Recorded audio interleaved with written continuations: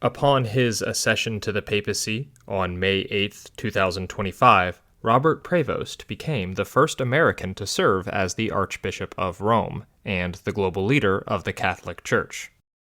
But on the day he became Pope, Robert Prevost also became Leo XIV, adopting the name of a saint not just to save us from the indignity of having to say Pope Bob, but according to him as a tribute to Pope Leo XIII, who pioneered Catholic social teaching during the Second Industrial Revolution. Leo has been among the most popular papal names, owing in part to the monumental papacy of the first pope to hold that name, Leo the Great, who occupied St. Peter's chair from 440 to 461, a time of unprecedented political turmoil and theological uncertainty, as the once seemingly invincible Roman Empire began to crumble in the face of the crises and myriad contradictions which had plagued it for centuries. The glory of the Pax Romana was long past. The empire was dying, no longer simply subject to plague and famine, but its citizens were increasingly vulnerable to the depredations of roving so-called barbarians, such as Attila the Hun, who found the wealthy but weak Romans an irresistible target. The weakness of Rome in the 5th century is well known. In fact, it may be too well known and too familiar for us to properly understand just how new this phenomenon was to the Romans themselves. Looking back from our modern perch, we expect a weak Rome during this period. It is all we have known, and the struggles of those living in the era exist as little more than lines on a page. But we must try here to enter the mental universe of a Roman in the early 5th century, and put ourselves in the shoes of a people who had long grown accustomed to safety and stability, suddenly finding that the power of Rome was a paper tiger, and that they were vulnerable at any moment to barbarian raids that, if they were lucky, could result in a destruction of their livelihoods that made starvation a real possibility, or, for the unlucky, a lifetime of captivity and slavery. The foundations of the very world seemed to be shaking.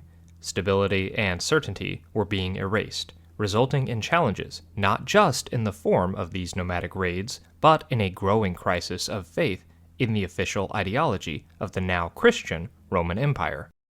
Christians had to confront the idea that maybe, just possibly, this empire was not eternal, and that it may not be the perfect instrument of God, through which history was to be forever shaped. The remaining Roman pagans likewise took the struggles and crises that had erupted in the tumultuous century since the widespread adoption of Christianity as a vindication of their beliefs and evidence that the state, neglecting Rome's traditional patron deities, had plunged the world into ruin and disorder.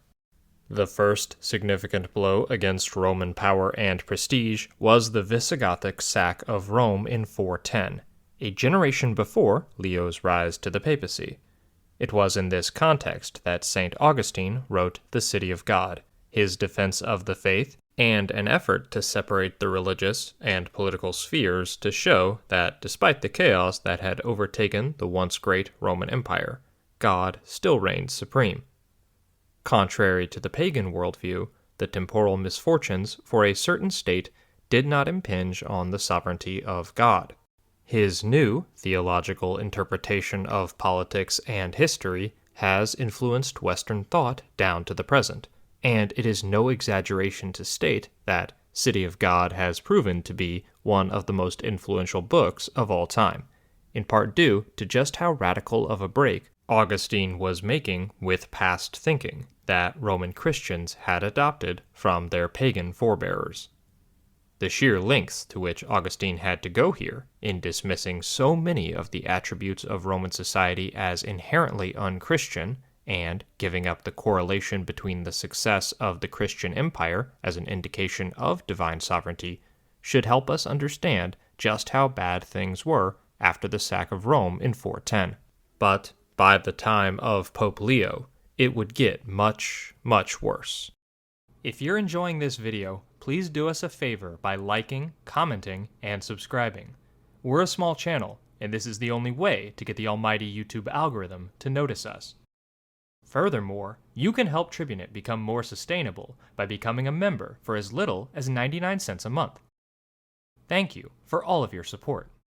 For, while the Visigothic sack was a traumatic event that represented the frailty of the Roman state, it was relatively mild by the standards of the day. Alaric and the Visigoths were themselves Christians, so they allowed for certain churches to remain untouched, and granted safety to those who took refuge within. Though a Roman watching a millennium's worth of treasure leave the city would have felt little relief, the Visigoths were there primarily to extract payment that they felt they were owed. They did not wish to slay or capture and enslave all the Romans. As fellow Christians, there was a certain degree of decorum and toleration to be granted to co-religionists, even in war. The same could not be said, however, for the new threat posed by the pagan Attila in the decades after the Visigothic sack. This warlord led his armies across the crumbling Roman Empire, with such success and with such brutality that he earned the nickname Scourge of God, for he seemed to be spawned from hell itself, and his every victory seemed to be an insult to Roman honor and the faithfulness of the Christian God.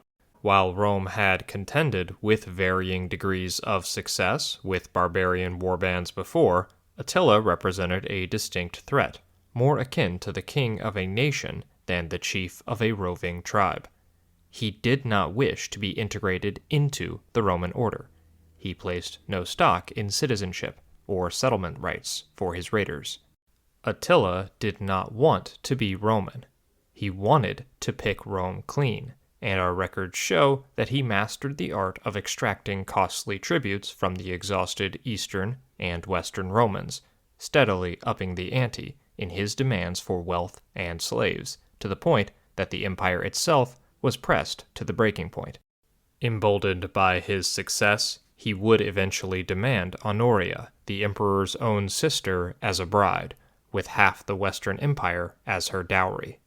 If his demands weren't met, he had no hesitation carting off vast sums of wealth or pillaging in raids that enslaved scores of Romans and left thousands dead in their wake. The damage caused by his extortion and his incursions into Roman territory was immense, but the psychological blows were even more significant. Every move he made that the Romans were unable to check confirmed the weakness of the Roman state, and eroded confidence in the supporting ideologies of religion and empire that provided the ideological superstructure for society. Indeed, though he was a competent ruler and skilled diplomat, Attila would consciously cultivate an image among the Romans as an agent of pure, untamed wild terror, a challenge to the sovereignty of the emperor and even the Christian God. Attila cut his teeth in a series of successful campaigns against the Eastern Roman Empire. In contrast to other tribal warriors that plagued the Roman periphery, Attila's force represented not just a threat to the outlying provinces, but even to the great cities of Rome and Constantinople. But as he increasingly confronted a more competent Eastern regime, he turned his sights on the West, and in 450 led a campaign of terror through Gaul that saw many of the province's most prominent cities brutally sacked. His western advances were finally checked by an alliance of Visigoths and Romans at the Battle of the Catalonian Plains, which, though far from a total defeat, demonstrated that the Huns were not invincible. Attila returned home across the Danube to lick his wounds and regroup before embarking on an even grander invasion. In 452, he decided to lead his forces into Italy itself and pillage the historic heart of the Roman Empire. The great city of Aquileia was utterly destroyed, and Attila would go on to sack Milan, a city that had been the capital of the Western Roman Empire until 402, and still contained a vast imperial palace stuffed with treasure. Upon entering the palace, Attila saw that there was a grand mural which depicted past Hunnic kings bowing before idealized versions of the Caesars. In the midst of the sack, he ordered that the painting be modified to show these great Roman emperors offering gold before Attila's throne. This act of psychological warfare was not Attila attempting to redefine the past. Rather, he was depicting the present and offering Romans a glimpse at the bleakness of their future. He was rewriting reality before their very eyes. Rome itself now lay open, and, though shorn of its political significance, as the capital was in Ravenna, it still represented a tremendous prize for Attila. With no army currently able to contest his movements in Italy, Rome was seemingly set to be sacked again just 42 years after the Visigoths had entered the city. But the Romans knew that they could expect none of the limited mercy that Alaric had shown. Were Attila to sack Rome, then the city itself would be left a smoldering ruin, and a fatal blow potentially dealt to not just the empire, but to the legitimacy of Rome as the center of the Christian world. Without the troops necessary to halt the Hunnic advance, Emperor Valentinian III dispatched Pope Leo and 2 other high-ranking Roman aristocrats to lead peace negotiations and convince Attila to spare Rome. Though no eyewitness account of the embassy survives, what we do know is that Attila departed, seemingly of his own volition, and returned to his homeland across the Danube. Romans were jubilant, and Christians argued that Leo's intervention was evidence that the Christian God offered divine protection to the eternal city. Ironically, in seeing the hand of God as active when the state received blessings, these Christians were rejecting Augustine's new rubric for historical interpretation and substituting the older pagan one. But the belief that Leo was able to convince Attila to depart by invoking his god or his status as pope is almost certainly an oversimplification, as Attila would have felt no great respect for Leo or the faith he represented. Attila had heard the pleas of countless Romans before to no avail. More pressing to him was the logistical challenge of warding off plague as well as keeping his army well supplied and fed during what would almost certainly be a lengthy siege. But most concerning was the prospect of contending with Roman reinforcements that were rumored to be en route, further eroding the idea that Attila pulled back due to a divine change of heart was his promise to return and invade Italy again if Honoria was not given to him as a bride. But, all the same, Attila did reverse course and return to his own territory. Fortunately, for the Romans, he would die a year later under murky circumstances, and his brittle coalition of tribes and warbands would disperse without his guiding hand. The success of Pope Leo in halting Attila would allow the Catholic Church to continue carving out a structurally independent position in the Western Empire, one that became increasingly stronger as it assumed ever more of the responsibilities and roles abandoned by the rapidly collapsing secular order. Even Leo's inability to halt the sack of Rome by Vandals 3 years later was not enough to dent the increasing cachet of the Church or its role in the ideological superstructure of Roman society as the secular government continued to falter.